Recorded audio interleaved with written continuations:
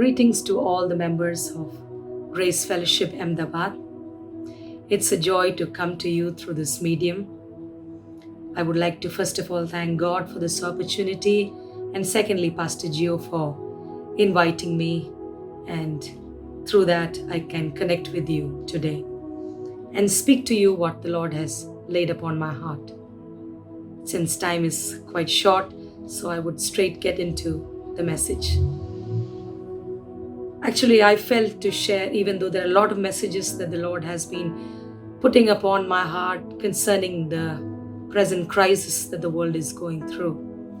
But still, this message is slightly different from the other ones because it has to do with worship. And I believe Grace Fellowship is a worshiping community.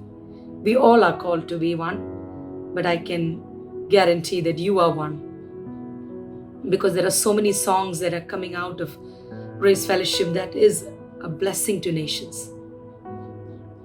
So एक संदेश जो कुछ दिन पहले जब मैं एक 12 घंटे की आराधना की तैयारी जब कर रही थी, प्रार्थना कर रही थी, परमेश्वर ने मेरे दिल में जो डाला वो मैं बहुत संक्षिप्त में आपके सामने कुछ और घटनाओं को जोड़कर, 3 घटनाओं को जोड़कर मैं आपके सामने उससे एक संदेश देना चाहूंगी. आप इससे वाकिफ होंगे. Probably this is just a reminder. The first passage is from 2 Samuel chapter 24. For those of who are familiar, you may know that in 2 Samuel 24, the Lord was angry with David and he sent a plague upon Israel.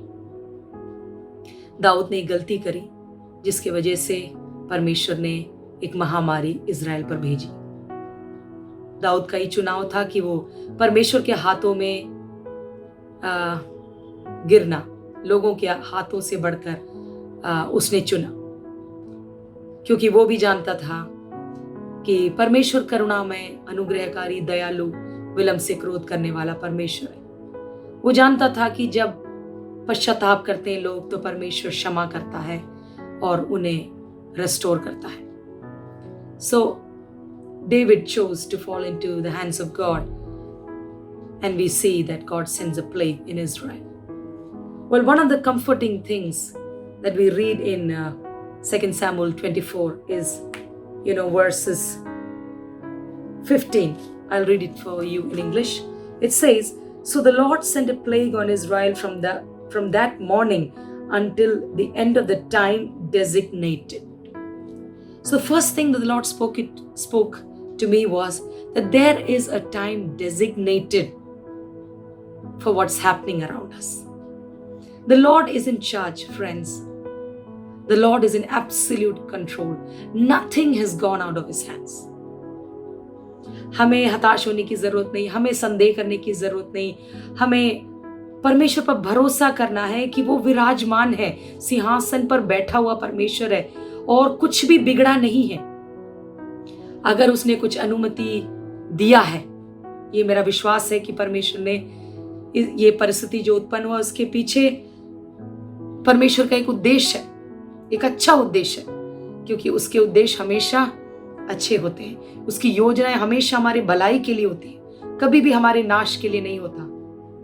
हमें तात्कालिक ऐसा लगता है कि वो बहुत बुरा है, नुकसान है, लेकिन अंत में सब कुछ परमेश्वर भलाई में बदलेगा, और खास करके अपने लोगों के लिए जो चुने गए हैं, जो उससे प्रेम करते हैं.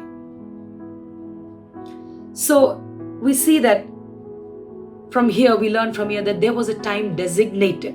एक समय परमेश्वर ने निश्चित किया था उस महामारी के लिए, लेकिन उस बीच में हम देखते हैं 70,000 का घात हुआ.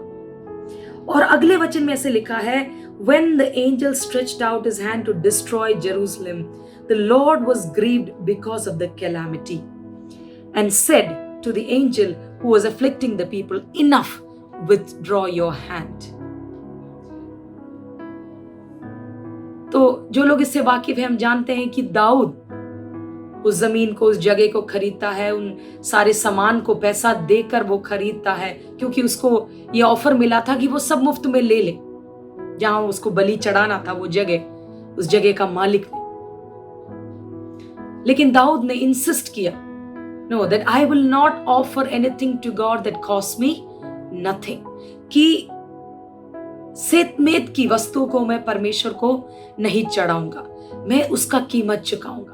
लेकिन ये चढ़ाने से पहले, ये होम बलि, ये before he could offer the burnt offerings and fellowship offerings to God, God himself asked the angel to stop, tells him enough, and asks him to withdraw his hand, because it says the Lord was grieved because of the calamity.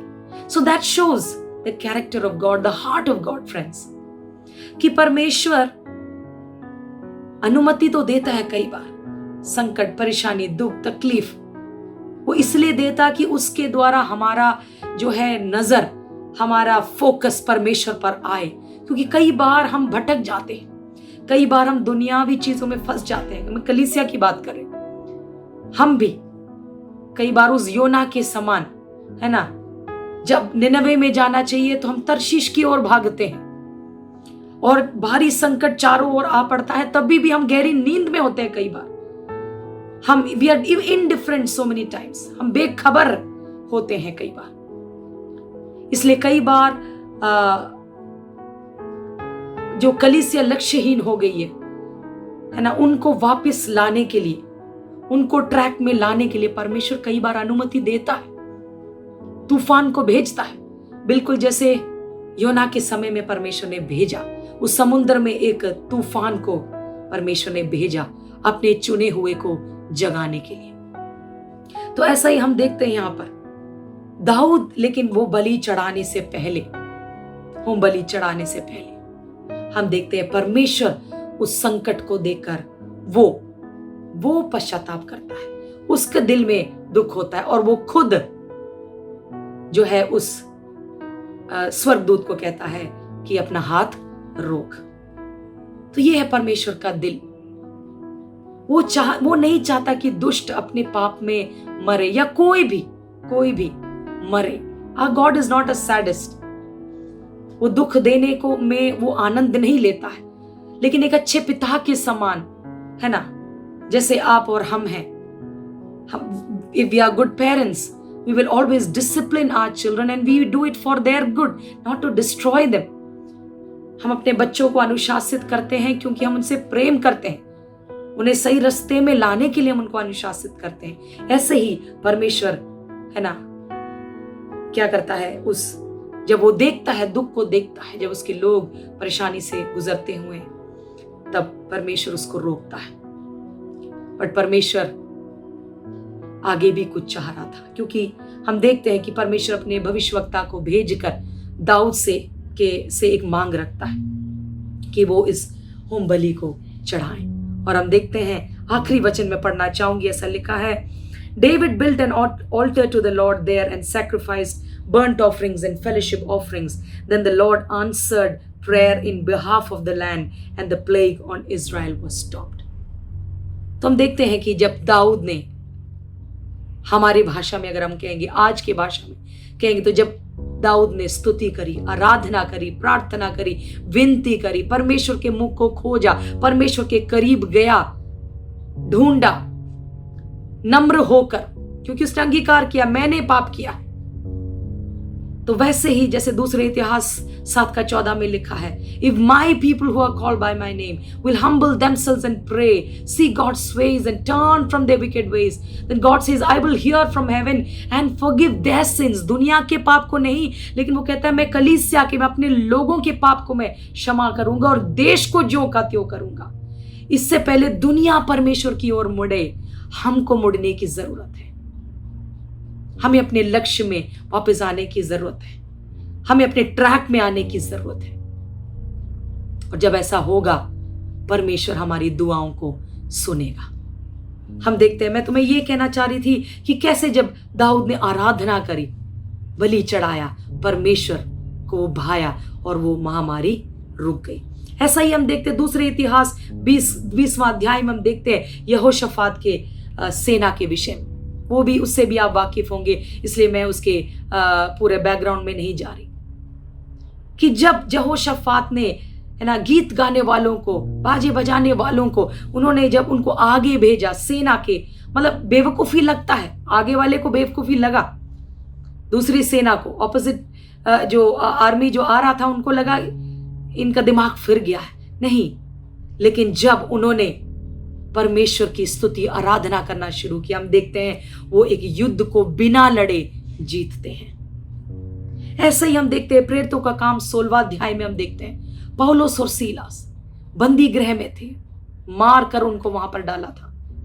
लेकिन जब उन्होंने आधी रात को शिकायत नहीं करा, संदेह नहीं किया, सवाल नहीं किया, वो बुड़बुड़ाए नहीं, है ना, परमेश्वर को मतलब they didn't question God as to why did you put us here when we were doing a good job, we were doing the right thing. लेकिन जब उस परिस्थिति में उन्होंने सही प्रतिक्रिया करी, हम देखते हैं कि स्वर्ग वहां पर उतर आया। तो वैसे ही, और हम देखते हैं उनके बंधन नहीं, लेकिन उनके सह कैदियों के बंधन खुल गए, बंद द्वार खुल गए, कठोर दिल नरम हो गए, दुश्मन जो है दोस्त बन गए। तो वैसे ही मैं आपको प्रोत्साहन करना चाहूंगी कि because you are a worshiping community, I would encourage you and everyone in fact, let's seek the Lord more, let's worship him, let's give him what our God is due even in this negative situation. Let's cry out to God, let's seek him, and when we do that, I believe the Lord will turn the situation around. सब कुछ पलट देगा, क्योंकि इस साल के शुरू में परमेश्वर ने मुझे कहा था, लेकिन मैं समझी नहीं कि परमेश्वर ऐसे कुछ पलटेगा। The Lord had said that this year God is going to turn the tables around. सच में परमेश्वर बहुत सारी बातों को परमेश्वर ने पलटा है, लेकिन हम प्रार्थना करें कि इस साल जो बेदारी के लिए हम दुआ कर रहे हैं, जिसकी आस में हम बैठे, जिसके लिए हम अनेकों साल से प्रार्थना कर रहे हैं, वो इस साल शुरू होगा। हमने बेदारी के लिए प्रार्थना किया, परमेश्वर ने एक अलग ही रीति में अपने लोगों को जगाया। तो हम जग जाएं, अब हमने ट्रैक में आ जाएं, हम पश्चाताप करें, जो कमियां हमारे अंदर आई उसके लिए हम let's repent, let's turn back to God, let's give God the praise and the worship that he is worthy of, and I believe we will ultimately win this battle. हम स्तुति आराधना प्रार्थना के सामर्थ्य के द्वारा इस युद्ध को हम जीतेंगे और परमेश्वर की बड़ी महिमा हमारे देश में प्रकट होगी। इन वचनों के साथ प्रभु आपको, आपकी कलीसिया को आशीष करे और ऐसा करे, मदद करे कि आप लगातार आपकी दुआ प्रार्थनाओं के द्वारा और आराधना के द्वारा एक बहुत बड़ा बदलाव आपके शहर में ही नहीं, लेकिन उसका असर प्रभाव पूरे देश में और विश्व भर में पड़ने पाए। Okay, God bless you, thank you.